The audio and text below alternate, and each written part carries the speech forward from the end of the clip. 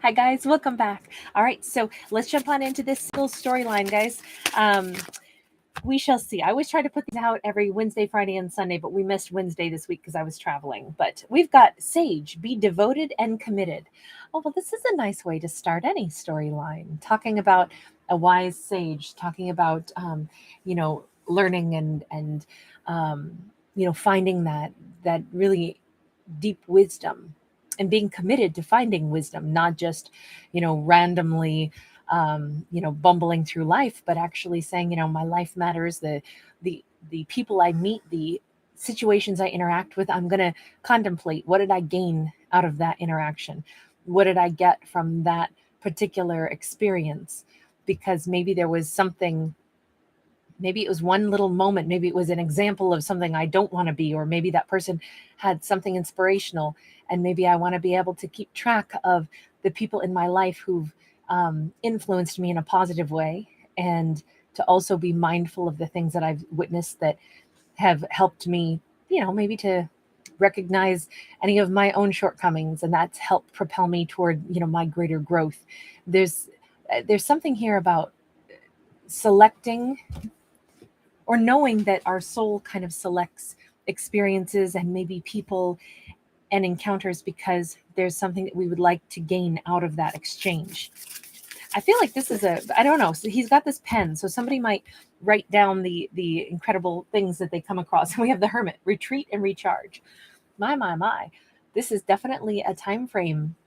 I feel like somebody is getting, like, this is a great time to write one of those, chicken soup for the soul kind of books, right? Because we're being mindful, we're being thoughtful, we're collecting information about what our whole life has been about, the most poignant things that have happened to us, how that shaped us. And you know what? Your experiences might be super valuable for millions of people. This might be a great time, if maybe it's just to journal it for yourself so you see the reflection of the things that you've learned, or maybe it's a great time for you to be writing it down, because who knows, later on, maybe you want to publish that, maybe you want to share it with others, whatever it may be. It's kind of a cool, I think it's less about sharing it with others because it's more about one's personal journey. If we're trying to say, well, I'm going to become wise so I can share it with others, that's a little arrogant, right? I'm seeking wisdom so I can teach all of you people. Like that's pretty arrogant. I don't see our character doing this. And that wouldn't ring true, and the chances are that's the person who wouldn't be able to acquire and accumulate really great lessons because they're doing it for the purpose of showing off, right? That's not the vibe that we've got. So I just wanted to clarify that because I realized how that could have come across sounding, but this is not this is not a storyline about, like, I'm gonna get super awesome so then everybody can listen to me. That's not what we're seeing here. Although, hey, if you want to do that, good on you. You do you, boo, right? You do you. No shade. But we got the Lovers, and then we've got that Five of Wands in the reverse. Now, this is somebody who's contemplating really deeply for a personal purpose at a really deep level. They are contemplating the most significant, possibly romantic partners that they've ever had in their life, and they are allowing themselves to maybe jot down some of the really wonderful moments and also maybe some of the really painful moments, because they're not blocking any of the lessons that they gained from this. They're recognizing, I think, look, this is a single person's read, right? So this is like a storyline where our single individual is, they're not going home at night eating a bunch of ice cream and still being sad that they're single. They're also not saying, I'm like, whatever, goodbye to that loser, I'm on my way, I'm going to meet somebody new. They're actually in a totally different vibe where they come home and they go, I'm gonna like have a nice old cup of tea or whatever it is that I like to do to unwind, and I'm gonna sit down with a piece of paper and I'm gonna let myself revisit whatever I learned in that past relationship, the good stuff, the bad stuff. I'm not gonna block any of it, and I'm gonna ask myself, what were the biggest lessons? And then I'm going to contemplate, oh, those big lessons were gifts to me from the universe that are going to help me in my next romance, because I have a next romance up ahead. I have a next lover up ahead. There's a reason that I have just been exposed to whomever my previous partner or partners were. And it is because it's all preparing me for the next adventure, the next great love of my life. And it could be the most meaningful one is yet to come. The fact that we're not blocking it, we're not blocking the next love, but we're also not blocking any of the lessons that we've learned, because we're saying all of that was to prepare me for this wonderful one that's up ahead. Doesn't matter what age we are, doesn't matter where we are in life. We see someone in both of these, we see strong masculine energy. We could be dealing with a masculine who is our prime character here, and they have been thinking themselves through it, going, okay, I don't want to like never let myself love again. I want to love again. I want to give love and be a part of a relationship. Before I do that, let me sit for a moment and let me contemplate, what have I learned about myself? What have I learned about, whoever I identify as, my masculinity or my femininity? What are my strengths? How have these relationships changed me? And then why did I meet the people I've met in the past? It's because I'm being guided toward something that's going to be incredible. So I want to make sure that I am the best version of me for that next great lover. This could be a masculine who is quietly thinking themselves through this. This is an intelligent individual. This is a deep thinker. This is somebody who's got, they're in touch with their spirituality. They view their life as, yes, we have free will, and yes, there's also good luck and bad luck and the randomness of life. But ultimately, we're going to learn things along the way, and I don't want to be blunted or blinded to the lessons, because they're all here to help me become my best self. This is a very cool person. I dig this dude, whoever this dude is. If it's a dude, if it's a gal, I don't care. I dig them.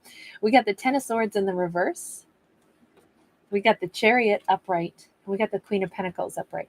Somebody is able to finally, and I say finally because I think it's been taking them a while, they've been able to understand why there was some kind of pain associated with an ending.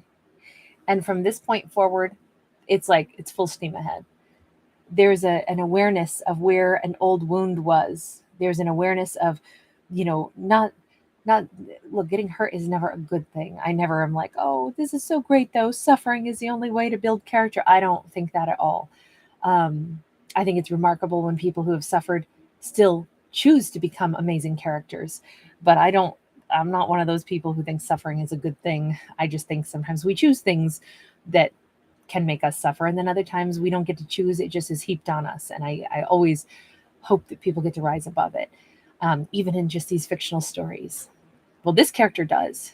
But this character is able to say, I'm not blocking the fact that I really hurt.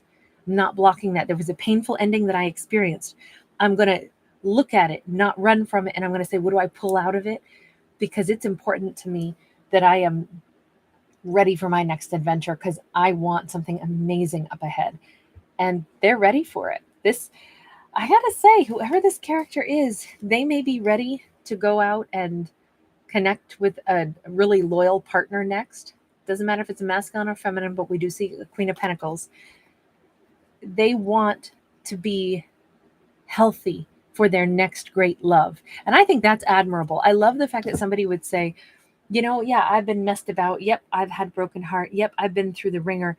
But I want to make sure that I'm really healed up and that I'm the best version of myself for that next great love. Is even if I haven't met him yet, I want to be like in my strongest energy vibe, so that I just think that this is somebody who knows how to love. The fact that they would, speaking of knowing how to love, my warm, fuzzy little dog who's been laying in the sun is here. Hello, my Aries. It's a person who, it matters to them that they are their best version of themselves. I think that that's maybe a great example of practicing self-love. Like, hey, I want to be healthy. And that's a certain amount of respect that they show to the next individual that they would date or intertwine their lives with. Yeah, I don't want to carry a bunch of old baggage with me from past messed up relationships, so that I'm guarded and defensive toward the next person and I basically punish them for the crimes of my ex. I don't want to do that to anyone. I want to be real mindful that I'm good to the next person that I meet, because yeah, they deserve the best of me, and I deserve to be the best of me for me. I like this person. I like this single individual. This is a great character. Okay, we do have an Eight of Cups, and it is in the reverse. Even though it's a single storyline,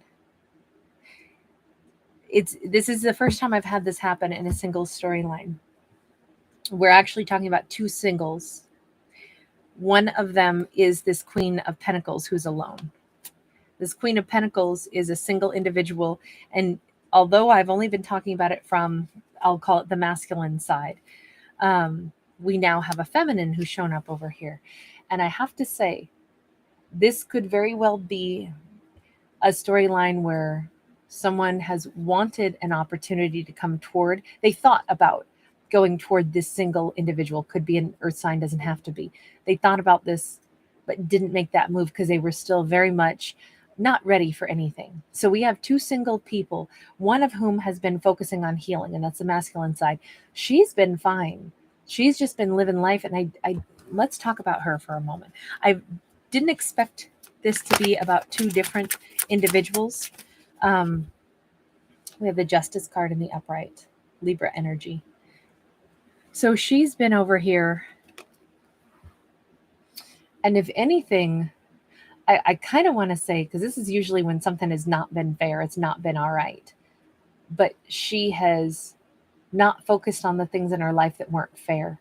You know, you may be saying, oh no, that's more of like my vibe on this. Like I'm the one who's been, you know, focusing on successful things. Maybe it's like, no, I just, I've got my dog and I'm, you know, the dog sits right here by her feet. It's like, I have found, you know, the people in life that are really loyal. Maybe she only has time for the people that are really, you know, stable. And yes, maybe she does have a small furry little loyal friend. But she's sitting here completely content, even though something was not fair. She got the short end of the stick herself in a relationship, but she's already done whatever healing she needed to. She sits here calm and powerful, and she's done what she needed to in life. We've got a Three of Cups that came out sideways. I kind of feel like she's a bit of a loner. I feel like she's not out partying with friends. Maybe she lost a lot of people in her life as far as like friendships, things that were not handled very nicely. I almost feel like she's very stable, but very solo, because she might have had a lot of maybe mistreatment from multiple angles, multiple people in her life. Something happened here where she sits here with very few close confidants, but is still very happy and very stable. Almost like, hey, my life is calmer and simpler by not having the intrigue, the drama of people that, you know, aren't people that I could really trust. So she's had trust issues, but she didn't let it cripple her ability to live fully. She's actually in a really great space, and she's got roses blooming overhead. And like, this is somebody who is a lover and a giver, but she may be highly selective, which is a nice thing to see with the Queen of Pentacles, because all too often they just become overgivers. Sorry, my dog is still right here. Dingo, please don't knock down everything, okay? So I feel like this, our lead character who is finding this sense of self, healing themselves, they may not have ever come toward her. Sweetie pie, what are you doing? Are you stuck? Hold on. Well, don't. Why are you under the desk and squished by the couch? You not need to be squished. You not need to be squished. Sorry about the interruption. You guys, if you watch my channel, you know this happens. Seems like at least once a week right now. He's Mr. Cuddles, and I can't say that I mind at all, because it's the nicest thing in the world, even though I'm getting a wet willy. I feel like this, I'm going to say the masculine, has been working on healing themselves. They may be wanting to have a conversation with her, but I feel like this is two extremely single individuals who just might be headed for a chance at real love. I mean, these singles reads, they're not focused on love, but sometimes we get them anyway. We have a Seven of Cups. We have a Five of Swords. We have a Five of Pentacles. We have a Wheel of the Year. I'm telling you, and this is a very very prominent autumnal looking thing. It looks like autumn. And that whole wheel of the year kind of goes along with like the equinox that we just went through, kind of a celebration of time for harvest. I feel like both of these single individuals had gone through times of great strife, great change, times when both of them were probably left out in the cold. Both of them were confused by situations. Both of them felt like, I don't even know how to move forward. My heart has been, kind of like put on hold until I worked through something or I healed from something. I've been left out in the cold with a lot to give, but nobody really accepted what I had to offer. Well, all that's changing. And it seems like it's changing now. It seems like this is the time for great change, but it's for not just one person, but two. It does seem like the masculine may be approaching that feminine. And I say that only because we got that 8 of Cups. And it kind of seems like, well, what was their interaction? Did they actually have some kind of a, because these are single readings, Ace of Swords. These two have possibly interacted, however, briefly. They might have, this could be one of those casual conversations that you have with the person that you're at your bus stop and you guys are both waiting for a different bus that comes by, a few minutes apart. And so you have some little conversation, then you go your separate ways. Or these two knew each other briefly, but then somebody flew away. There was, the sword severed them.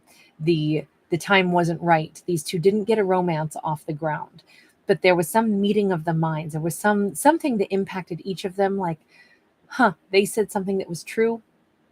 I said something that was true to them. So both of these characters have like a memory of one another, of something that was significant. But I don't think that they built anything at all. Again, this is not supposed to be a reading about like, exes coming back in. And this doesn't feel like it's exes. It just feels like it's two people who they saw something true, or they spoke something true to one another at one point in time and then went separate ways.